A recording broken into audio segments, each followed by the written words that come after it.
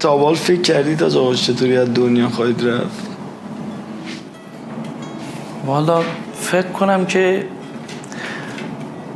انشالله امام حسین لطف بکنه عاقبت بخیر بشه انشالله. حالا تصور بنده اینجوریه انشالله. تا یار کرا خواهد و میلش که باشه.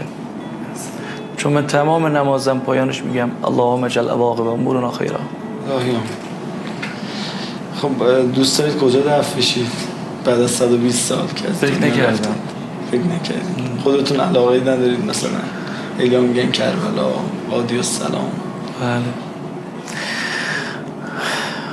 خب قاعدتا ما عشقمون کربلاست دیگه. مشکل اینجاست که ما فکر کنیم لیاقت اینو نداریم که بریم اونجا مثلا دفن بشیم. والا اونجا جای خیلی بزرگیه اصلا. هر کسی توفیق نداره برای امام حسین بخونه. به لطف دعای شما انشالله. انشالله روز محشر از زهرا رو که مشاهده بکنید و توفیق خلاصه محضر ایشون رو درک بکنید، دوست دارید کدوم یکی از اشعار و سبکایی که تا الان خوندید و محضر حضرت بخونید؟ اون هم میخوام مثلا اون بخونید. بله چشم میخونم. 5 yaşında güler felek güler nevali bülbülem ağlarım nene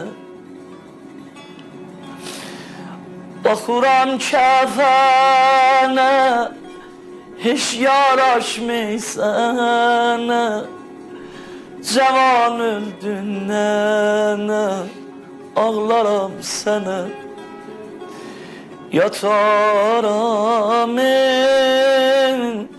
dilim layla sınıp sensiz benim layla nenesiz uşaklar yananda çerahlar İzlerin kucaklar akşam çağında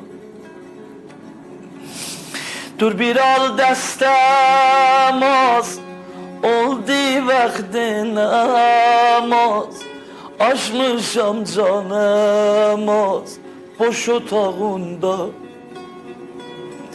defnün kaldı gece والا آرزوی قلبی بنده همین عاقبت بخیر. من نمیدونم آرزوی بنده اینه که میخوام به درجه رفیع پیرغلامی برسم، ولی او عبارتی که ذهنimdeydi o çok cazibeydi. Dilim layla sınıp sensiz benim layla